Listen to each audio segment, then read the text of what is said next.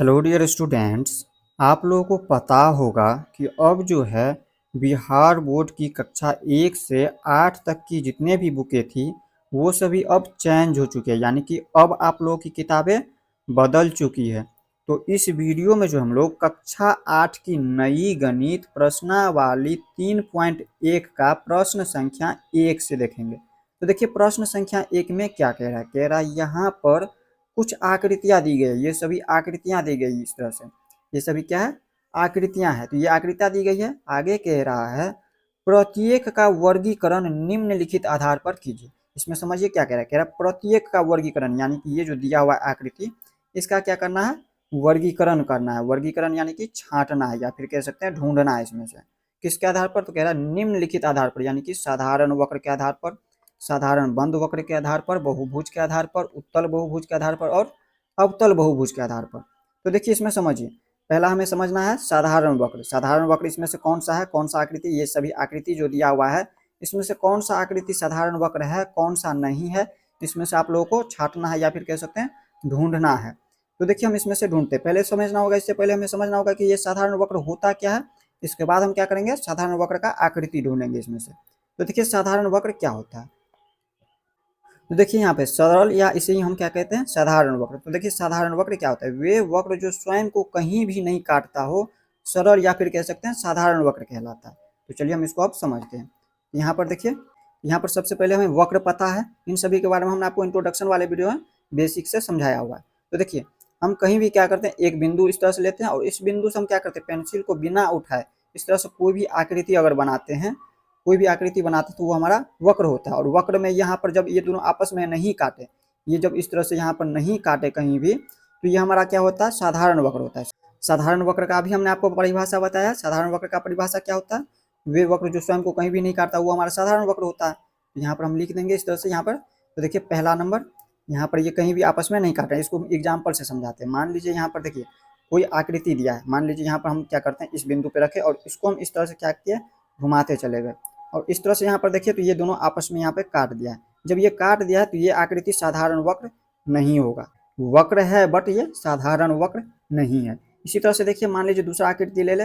मान लीजिए इस बिंदु पर रखे पेंसिल को और इसको बिना उठाए हमने कोई भी आकृति बना दिया, जैसे मान लीजिए इस तरह से आकृति बनाया। तो इसमें भी देखिए तो यहाँ पर ये दोनों आपस में कट चुका है। यहाँ पे ये जब इस तरह से कट जाता है तो ये हमारा साधारण वक्र नहीं होता है। तो आप लोग साधारण वक्र समझ गए।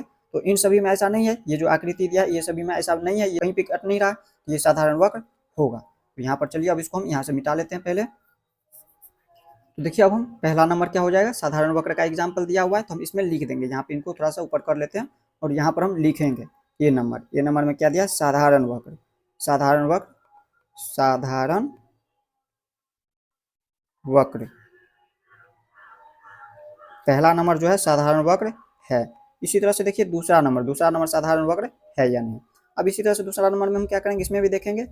मान लीजिए इस बिंदु को हमने पेंसिल को रखा और इसको हम इस तरह से आकृति बनाते चले जाए। इस तरह से हमने ये आकृति बनाया और ये देखिए आपस में कहीं भी कट नहीं रहा है, ये भी हमारा साधारण वक्र हो जाएंगे। तो इसमें भी हम दूसरा नंबर भी लिख देंगे, ये भी क्या है, साधारण वक्र है। दूसरा नंबर जो आकृति दिया है ये भी साधारण वक्र है।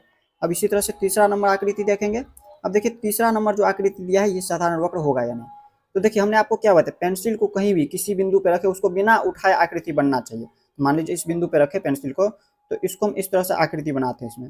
लेकिन इसमें देखिए दोबारा है, इसमें 2 बार घेरा लगा हुआ है इस तरह से। जब इस तरह से 2 बार घेरा है तो इसमें हम क्या करते हैं, एक बार पेंसिल को उठाना पड़ेगा। इसको पहले बनाएंगे इस तरह से और इसके बाद फिर से हमें पेंसिल को उठा करके यहाँ पर इस तरह से बनाएंगे। तो यहाँ पर ये हमारा सरल वक्र या फिर कह सकते हैं साधारण वक्र नहीं होगा। अब इसी तरह से देखिए 4 नंबर आकृति, 4 नंबर आकृति साधारण वक्र है या नहीं, यहाँ पर समझिए। मान लीजिए इस बिंदु पर रखें और इसको हम इस तरह से मिलाए हैं, इस तरह से ये और यहाँ पर किए तो देखिए यहाँ पर ये कट चुका है, इधर यहाँ पे इस तरह से कट जाएगा, या इसको जब इस तरह से मिलाएंगे तो यहाँ पे भी कट जाएगा, यहाँ पे भी कट जाएगा। इसको हम आगे मिलाते हैं तो इधर भी कट जाता है। ये सभी जगह कटते चले जाते हैं, कटना नहीं चाहिए। तो ये हमारा साधारण वक्र नहीं होगा। ये 4 नंबर आकृति साधारण वक्र नहीं है। 4 नंबर आकृति भी साधारण वक्र नहीं। अब इसी तरह से देखिए 5 नंबर साधारण वक्र है या नहीं। मान लीजिए इस बिंदु पर हम इसको रखें पेंसिल को और इसको हम इस तरह से घुमाते चले गए। इस तरह से जब हम घुमाते चले गए तो यहाँ पर ये एक आकृति बन गया और ये आकृति आपस में कहीं भी कट नहीं रहा है। जब कट नहीं रहा तो ये भी साधारण वक्र का एग्जाम्पल हो जाएंगे। ये जो आकृति है ये भी आकृति साधारण वक्र हो जाएंगे। तो इसमें भी लिख देंगे, यहाँ पर लिखेंगे 5 नंबर। 5 नंबर भी साधारण वक्र दिया है। अब इसी तरह से यहाँ पर देखना है कितना, यहाँ पर देख लीजिए, अब है यहाँ पर 6 नंबर, ये आकृति दिया है यानी साधारण वक्र। तो देखिए ये साधारण वक्र होगा या नहीं ये आकृति। मान लीजिए कहीं भी, मान लीजिए इस तरह से हमने बिंदु को रखा और इसको हम इस तरह से मिलाते चले जाएंगे। इस तरह से जब हम इसको मिलाए हैं तो ये आपस में कहीं कट नहीं रहा है। जब कट नहीं रहा तो ये भी हमारा साधारण वक्र हो जाएंगे। तो ये भी हम लिख देंगे 6 नंबर भी आकृति जो है ये साधारण वक्र है। 6 नंबर भी साधारण वक्र। अब इसी तरह से यहाँ पर देखिए 7 नंबर आकृति, ये साधारण वक्र होगा या नहीं। मान लीजिए यहाँ पर हमने बिंदु लिया और इसको जब इस तरह से मिलाते चले गए तो ये एक आकृति बन जाता है। बिना पेंसिल को उठाए इस तरह से हमने इन दोनों को आपस में मिला दिया।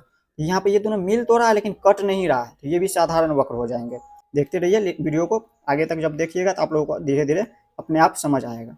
तो 7 नंबर भी आकृति जो है साधारण वक्र का है। अब इसी तरह से देखिए 8 नंबर जो ये आकृति है ये साधारण वक्र है या नहीं। तो देखिए वक्र क्या होता है, वक्र के बारे में हमने आपको बताया हुआ है। तो वक्र क्या होता है, जब कोई भी बिंदु पर रखते हैं, कोई भी एक बिंदु पे पेंसिल को रखें और उसको इस तरह से घुमाएं बिना पेंसिल को उठाए, वो हमारा वक्र होता है। किसी तरह से भी घुमाइए, बिना पेंसिल को उठाए कोई भी अगर आकृति बनाते तो वो हमारा वक्र होता है। लेकिन इसमें देखिए एक बार यहाँ पे घूमता है, इसके बाद पेंसिल को उठाना पड़ता है इसमें, फिर से यहाँ पर बनाएंगे, इसके बाद यहाँ पर एक रेखा लेते हैं इस तरह से। तो यहाँ पर ये आकृति जो है वक्र है ही नहीं, ये वक्र होगा ही नहीं। जब वक्र नहीं है तो ये साधारण वक्र भी नहीं होगा। तो आप लोग समझ गए साधारण वक्र वाले।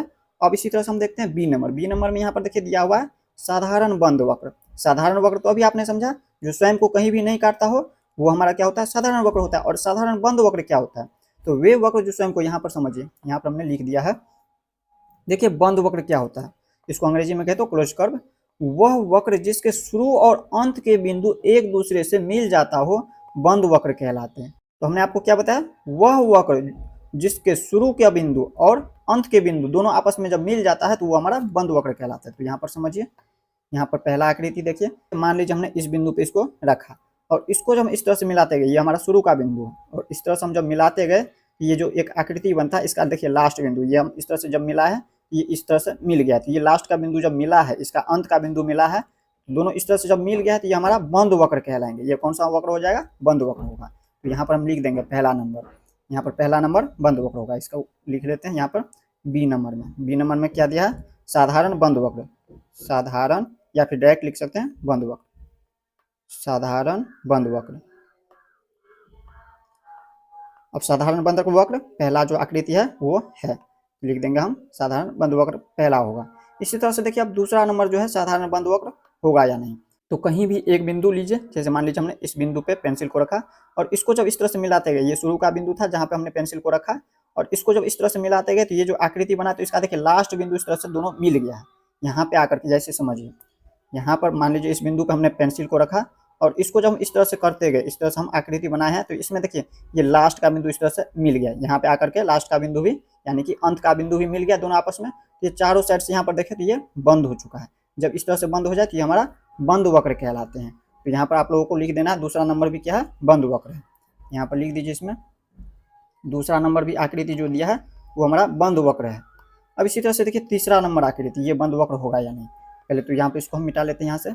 अब देखिए यहाँ पर तीसरा नंबर आकृति, इसमें भी कहीं पे पेंसिल को रखिए, मान लीजिए इस बिंदु पे पेंसिल को रखे और इसको इस तरह से जब घुमाते गए, ये आपस में देखिए इसका लास्ट बिंदु यानी कि अंत का बिंदु इस तरह से मिल रहा है, लेकिन इसमें दो बार यहाँ पर इस तरह का घेरा बना हुआ है।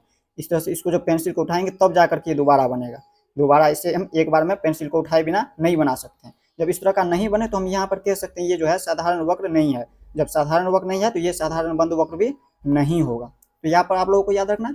अब इसी तरह से देखिए 4 नंबर में, 4 नंबर में भी ये साधारण बंद वक्र है या नहीं। तो बंद वक्र होने के लिए क्या होना चाहिए, ये पूरी तरह से बंद होना चाहिए। तो यहाँ पर देखिए इस बिंदु पर रखे और इसको जब इस तरह से मिलाते गए तो यहाँ पर हमने क्या बताया, पहले तो साधारण वक्र होना चाहिए। तो साधारण वक्र ये है ही नहीं क्योंकि ये आपस में कट रहा है। जब आपस में कट रहा है तो ये साधारण वक्र है नहीं। जब साधारण वक्र नहीं है तो ये साधारण बंद वक्र भी नहीं होगा। तो इस तरह से हम बोल सकते हैं ये भी साधारण बंद वक्र नहीं है।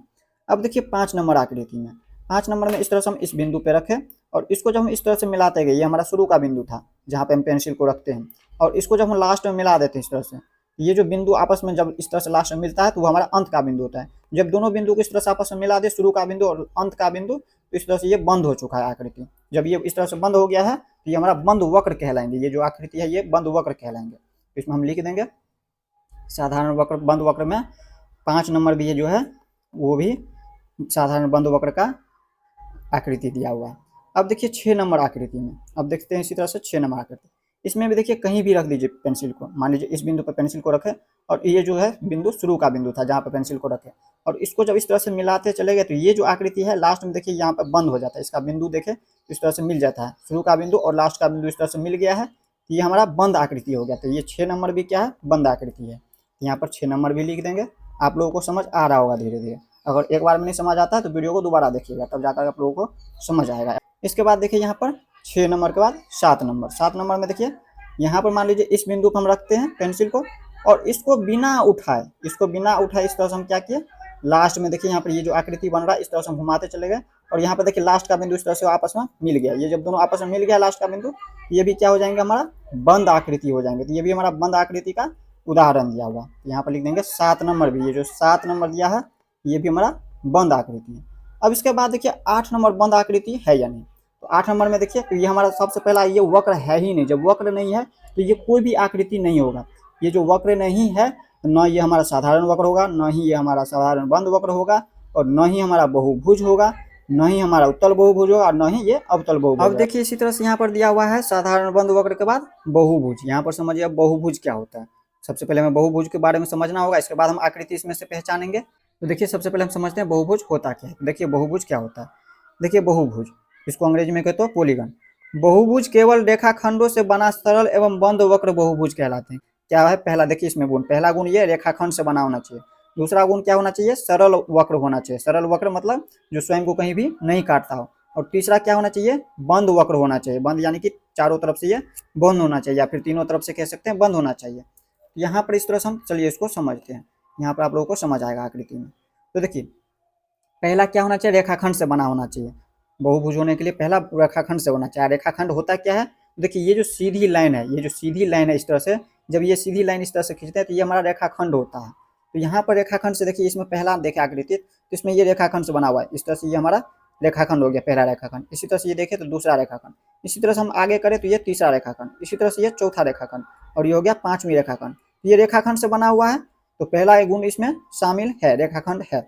अब दूसरा क्या होना चाहिए, सरल वक्र होना चाहिए। सरल वक्र मतलब ये आपस में कहीं भी कटना नहीं चाहिए। ये जो है इस तरह से ये आपस में कहीं भी कट भी नहीं रहा है, तो इसमें दूसरा गुण भी है।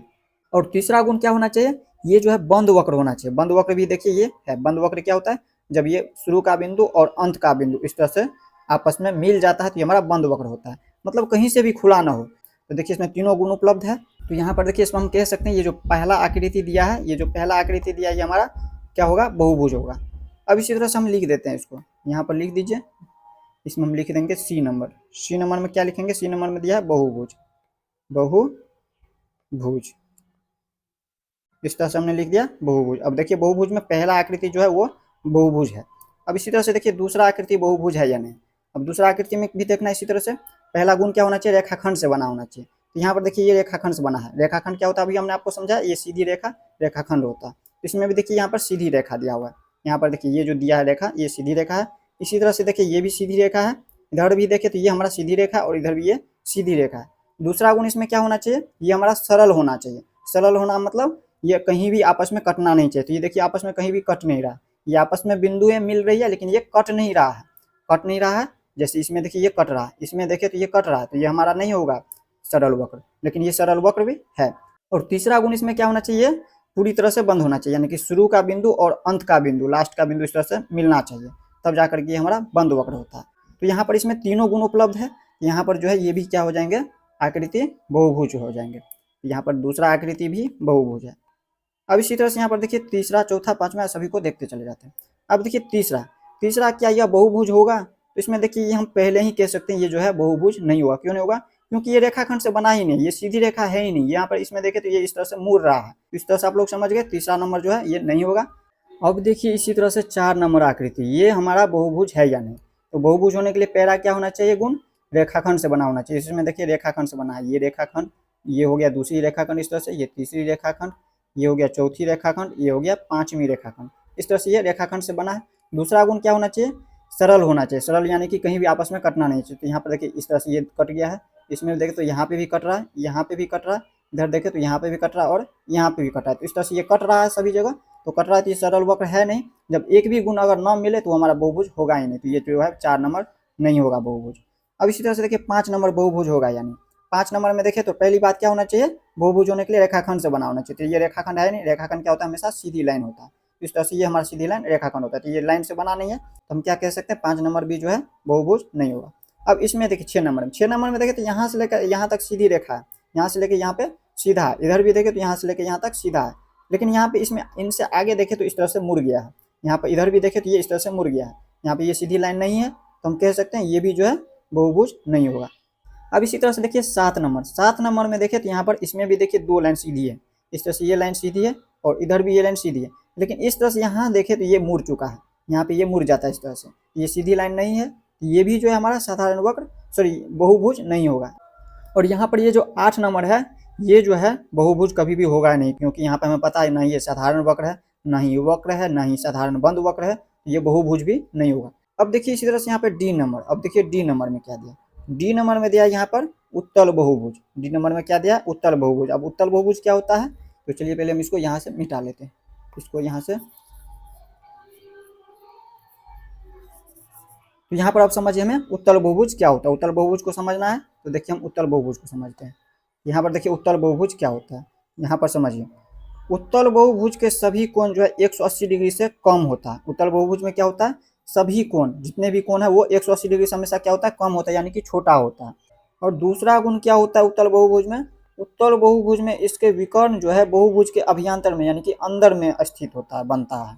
तो यहाँ पर समझिए इसमें आकृति में, यहाँ पर देखिए आकृति में, जैसे ये हमारा पहला जो दिया हुआ है आकृति, ये उत्तल बहुभुज है या नहीं। तो हमने आपको क्या बताया, पहला गुण क्या होना चाहिए, ये जो कोण है इसका, ये जो कोण है सभी, ये कोण हमारा क्या होना चाहिए, 180 डिग्री से छोटा होना चाहिए। तो ये चारों कोण तो 180 डिग्री से छोटा है, बट यहाँ पर लास्ट का देखें कोण, ये हमारा 180 डिग्री से बड़ा है। अब कहिएगा आप लोगों को पता कैसे चलता है ये 180 डिग्री से बड़ा है, तो समझिए आप लोगों को इसके लिए आपको समझना होगा कोण बनाना आता है या नहीं। अगर कोण बनाना आप लोगों को आता होगा तो आप लोग समझ गए होंगे। देखिए जैसे हम समझते हैं, हम क्या करते हैं, कोण बनाने के लिए एक रेखाखंड इस तरह से खींचते हैं, और इसके बाद हम क्या करते हैं, इस तरह से हम क्या करते हैं, एक चाप खींचते हैं इस तरह से। कोण किस तरह से हम बनाते हैं, इसी तरह से बनाते हैं, एक चाप खींचते हैं। और इसके बाद देखिए जब पहली बार चाप पर हम काटते हैं इस तरह से तो 60 डिग्री का कोण बनता है, दूसरी बार काटते हैं तो 120 डिग्री, और तीसरी बार इस तरह से काटते हैं तो ये हमारा सीधी लाइन हो जाता है, इस तरह से सीधी लाइन मिल जाता है। यहाँ पर तीसरी बार में हम 180 डिग्री का कोण बनता है, जब इस तरह से सीधी लाइन बनता है तो इस तरह से मिल जाता है। तो इसमें भी देखिए तो यहाँ पर इनका सीधी लाइन क्या हो जाएंगे, जैसे मान लीजिए ये जो हमारा रेखाखंड है, इसको हम इस तरह से लें, इसको जब हम इस तरह से सीधी रेखा खींचे ये आगे तक, यहाँ पर देखिए इसमें यहाँ तक होना चाहिए, यहीं तक, यहाँ पर समझिए यहीं तक होना चाहिए, यहाँ तक जो है 180 डिग्री का कोण होना चाहिए, लेकिन इससे ज़्यादा है यहाँ पर, इसमें यहाँ तक आ जाता है, तो यहाँ तक आता है, तो यानी कि ये 180 डिग्री से बड़ा हो जाता है। तो आप लोग समझ गए होंगे।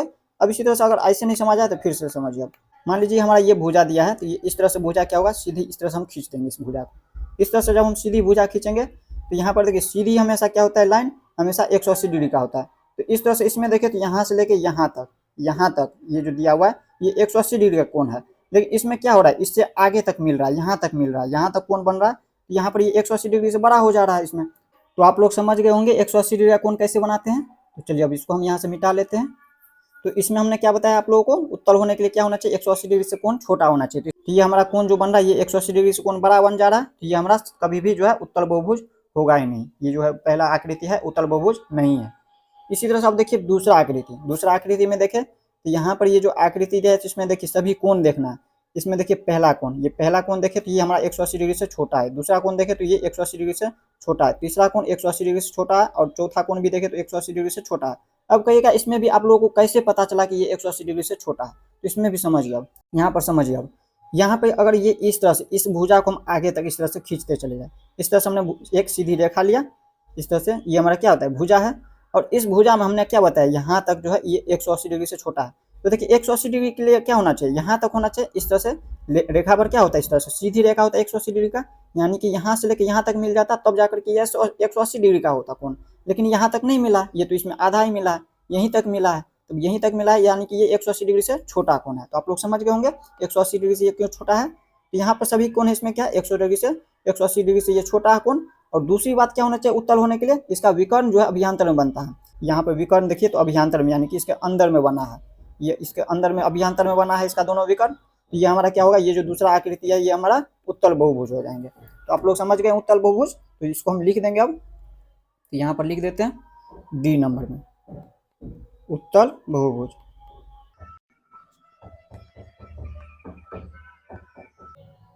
कौन सा हो जाएंगे, दूसरा नंबर आकृति जो है वो उत्तल बहुभुज है।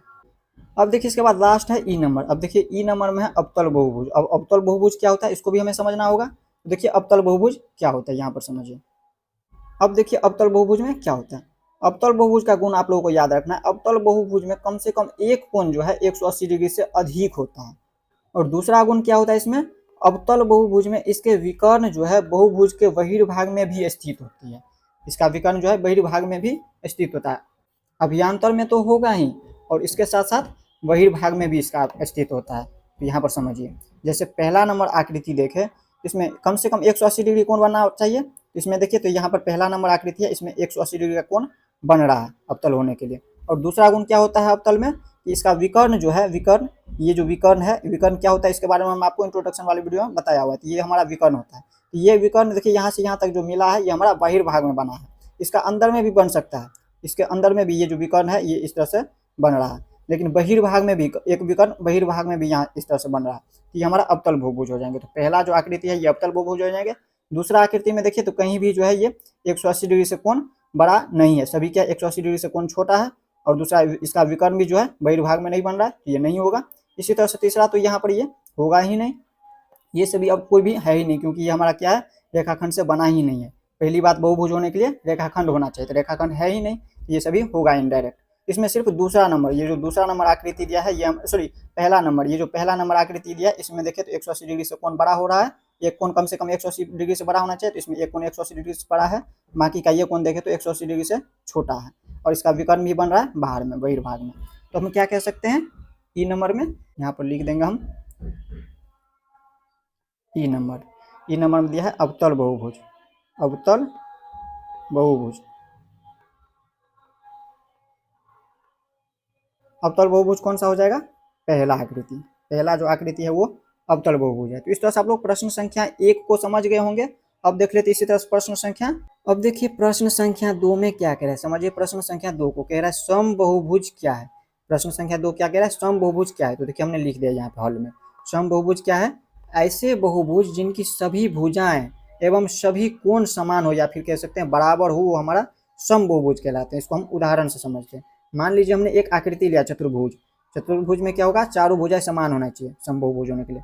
इनकी चारों भुजाएं अगर समान हो जाए, ये जो चतुर्भुज है, ये चतुर्भुज कौन सा हो जाएंगे, समबहुभुज हो जाएंगे। और दूसरी बात क्या होना चाहिए, इनमें चारों भुजाएं अगर समान है तो इसका कोण भी समान होना चाहिए। इनका चारों कोण भी, अगर एक कोण 90 डिग्री का तो चारों कोण हो जाएंगे 90 डिग्री का। इस तरह से होता है। और इन्हीं चतुर्भुज का आप लोगों को नाम बताना, अगर चार भुजाएं वाले ये चतुर्भुज का नाम बताना, यहाँ पे कह रहा है चार भुजाएं। इसी तरह से तीन भुजाएं वाले लेना है, इस तरह से यहाँ पे लेना है तीन भुजाएं, तो इसका नाम बताना है। तीनों भुजाएं समान होना चाहिए और तीनों कोण क्या होना चाहिए, बराबर होना चाहिए। इसी तरह से 6 भुजाओं वाले तरह से लेना है, 6 भुजा क्या होना चाहिए, सभी के सभी समान होना चाहिए। इस तरह से, इस तरह से समान होना चाहिए। चलिए इसको हम समझाते हैं, चलिए इसको हम लिखते हैं। पहला तीन भुजाएं लीजिए, तीन भुजा, पहला भुजा इस तरह से हमने लिया, जितना बड़ा ये भुजा लिए हैं उतना ही बड़ा दूसरा भी लेना है, दूसरा भी उतना ही बड़ा भुजा होना चाहिए।